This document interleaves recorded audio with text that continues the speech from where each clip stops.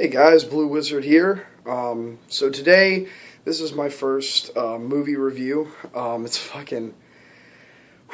2 in the morning, and it's my birthday, and I'm planning on seeing Dawn of the Planet of the Apes a couple hours from now with my buddy. That's going to be fun. But I wanted to talk about a movie that I saw tonight, and like I said in my introduction video, I'm also going to be doing reviews of like DVDs that I see. So this is a movie that's fairly recent. It's not currently in theaters, but this is a movie that my buddy brought over, and we watched it together. And that movie is Star Trek Into Darkness.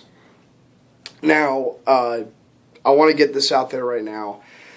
I am not the biggest fan of Star Trek. It's not that I dislike Star Trek. I like Star Trek. But I don't know all the ins and outs of Star Trek. I've only seen a handful of episodes from the original show.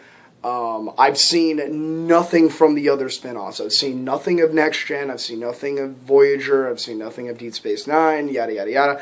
I've seen nothing from any of those. It's just a couple episodes from the original. I've seen Star Trek II, The Wrath of Khan, the J.J. Abrams original Star Trek, and that's it. I haven't seen anything else. And this, I can add this to my list of Star Trek stuff that I've seen. So, what did I think of the movie? Initially, I think the movie is fantastic. I think it is a really, really great film. I think it's a great addition to the Star Trek universe. And if there's one thing that I gotta put out there, it's that J.J. Abrams is doing a fantastic job right now. I think that he, if he can pull off both the Star Trek universe and the Star Wars universe, the sky's the limit for this freaking guy. Like, I am loving this dude. But, so let's start talking about the movie itself. Let's start with the writing. I think that writing is probably the best thing we should start with. The writing, for the most part, is incredibly solid. I think that this was a really good story. Now, I will say that I was a bit bothered when I started to hear, like, because before I saw this movie, I did hear that this movie was a bit of a remake, like very, very loose remake of like Star Trek II: The Wrath of Khan. Now that's the only Star Trek movie I have ever watched. I've never seen another one. That was it. And I don't know, it kind of bothered me when I started thinking about that. But then I watched the movie, and I realized that wasn't true. Because this is a completely different story. This is a different story. Yes, Khan is in it. Khan is played by Benedict Cumberbatch, but like it's not in any way, shape, or form the same story. This is a completely different story. So what's the story initially? I should probably explain. So it's a couple of years after James T. Kirk has finally been appointed as the captain of the Starship Enterprise, and we're basically in the midst of the Starship Enterprise doing what they do, being space explorers, and while that is happening, I'll say him by his alias, John Harrison, played by Benedict Cumberbatch, is basically from what he appears to be, a terrorist who has been he's basically been manipulating people into what's the word I'm looking for? Dang it. Into kind of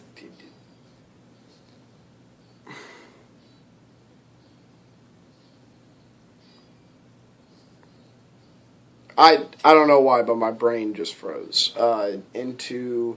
He's been manipulating people into performing acts of treason. I hope I said that right. Again, give me some credit. It's 2 in the morning. I'm tired. I'm pretty tired. But he's this really powerful villain who is, he's one of those villains that's smarter than you and more clever than you and stronger than you and faster than you, and he knows it, and he uses that against you. And those are, in my opinion, the most dangerous people that can ever live. And that's what Benedict Cumberbatch's character is in this movie. And, that's what Khan was initially in the original film. He was the same exact way. And, it's up to Starfleet. It's up to, the Starship Enterprise to bring this man to justice, to stop him. I don't want to go into full details because I don't want to spoil everything that happens in the movie, but that's the basic gist of the story, and it's very solid. It's told very well. The dialogue is really well spoken. There's even some pretty funny moments. There's some Easter eggs for people who are fans of the show. I think that the story was told the best way that it could have been, and that's really all I have to say about the story. Now let's talk about the characters and acting. Now, of course, because we have already had our first film, the actors are beginning to settle into their characters, and you can clearly see that in this movie because they are already getting incredibly comfortable in their skin. You know what I mean? Everybody. I don't think there is one person in this whole movie. There might be one, but for the most part, everybody turned in a fantastic performance. There is one person that I didn't like in the movie. Again, this is my personal opinion. I was kind of bothered by the guy who played Chekhov. I don't know his name. I don't know the actor's name, but the thing about his character is that I feel that he had too thick of a Russian accent. To the point where it just felt kind of silly. Now, granted, the Chekhov in the original show had a bit of a thick accent as well. So, I shouldn't be too bothered by it, but there was something about his Russian accent that felt kind of hokey. Other than that, everybody else was really good. Chris Pines and Zachary Quinto, that's his name. Huh? Quinto. Yeah, Quinto. Yeah, friend Ian, right there.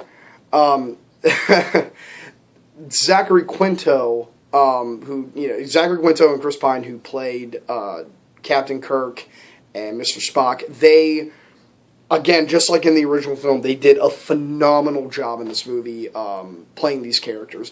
And you know that they are having a heck of a time playing these characters. Who wouldn't? That's what I think. Who wouldn't want to play James T. Kirk? And who wouldn't want to play Spock? You know what I mean?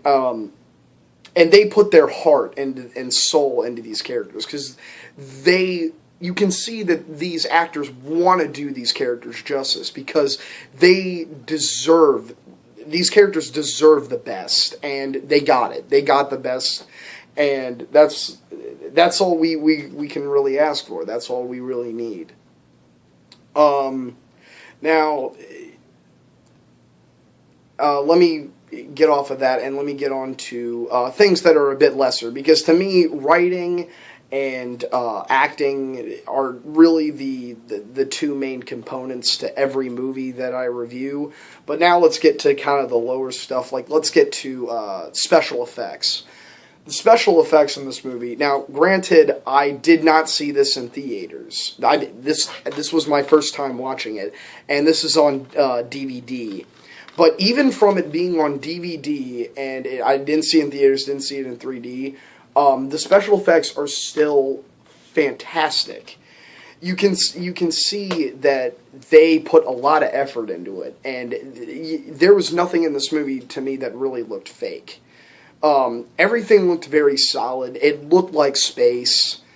The you know, with the scenes with the, you know, the spacecrafts and them traveling wherever they are, they look fantastic. They look phenomenal. They're very polished.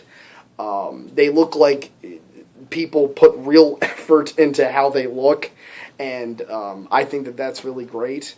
I'm glad they were able to do that.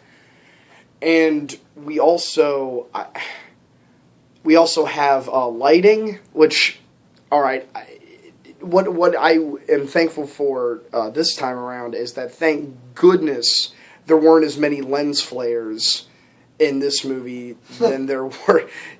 He agrees. Than there were in the original film. Because, let's be honest, there were a shit ton of lens flares in the original film. Nobody can lie.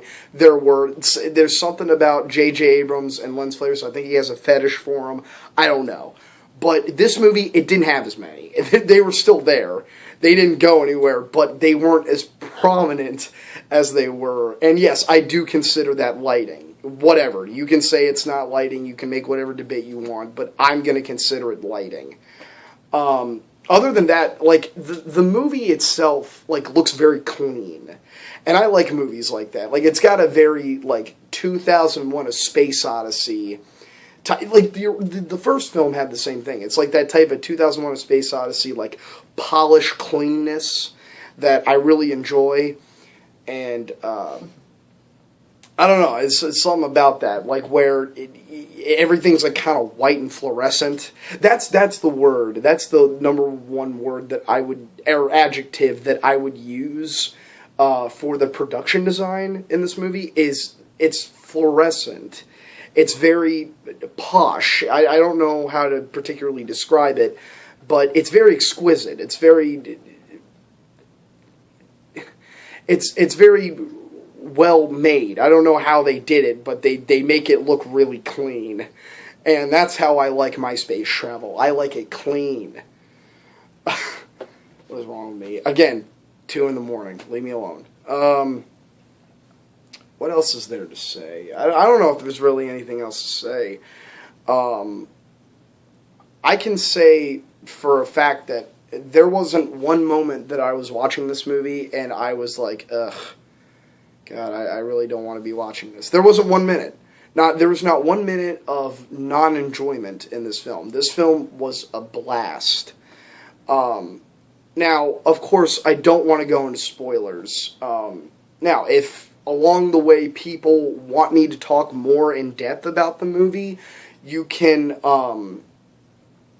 of course comment, leave a comment saying, oh, I want a video about spoilers. I want a video talking more in depth. If you want that, leave it in the comments below, and maybe I'll make a video involving more of the plot and the story, but I for the most part, I really don't want to ruin the movie for you. But my final verdict on Star Trek Into Darkness, I give this movie, and I'm going to be rating all of my movies with purple jackets, purple sweatshirts. I give this movie 4.5 purple jackets out of 5. This movie was really, really good. It was a lot of fun, and I highly, highly recommend that you guys rent it. I think it's on Netflix right now. Go see it on Netflix. So until next time, guys, I'm Blue Wizard, and I'm tired of shit.